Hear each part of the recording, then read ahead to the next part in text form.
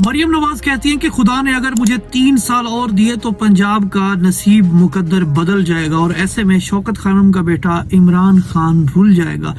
इमरान खान का इस वक्त जेल में होना और उनकी दाईं आंख का 85% ज़ाय होना और फिर डॉक्टरों की मीटिंग्स का बैठना, टेस्ट होने, फिर आंख की जो बिनाई है उसकी रिकवरी का प्रोसेस स्टार्ट होना, लग यूं रहे जैसे इमरान खान की दाल सारी की सारी काली है और इमरान खान के लिए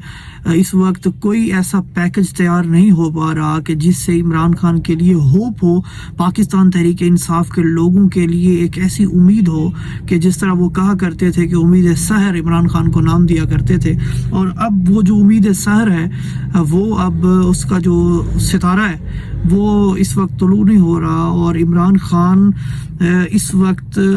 एक लंबी जेल यात्रा जो है वो काटते हुए हमें दिखाई दे रहे हैं।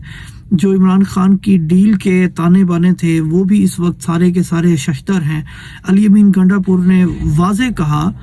कि पूरी पाकिस्तान तहरीक इंसाफ की काविशें एक तरफ और अकेले मोहसिन नकवी की कोशिशें पाकिस्तान तहरीक इंसाफ के सेटलमेंट के लिए जो थी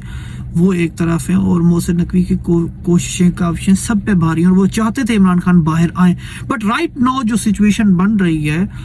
लग यूं रहा है कि जैसे इमरान खान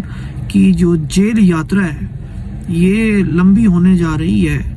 क्योंकि बानी और जो मुक्तदर लोग हैं उनके दरमियान में यानी कबूलियत और मकबूलियत के दरमियान के जो रास्ते हैं वो बंद हैं और जो इंफॉर्मेशन है वो सही तरीके से प्रोसेस नहीं हो पा रही, जिसकी वजह से बानी की रिहाई का मामला तवालत पकड़ चुका है और बानी बाहर आते हुए नजर नहीं दे रहे।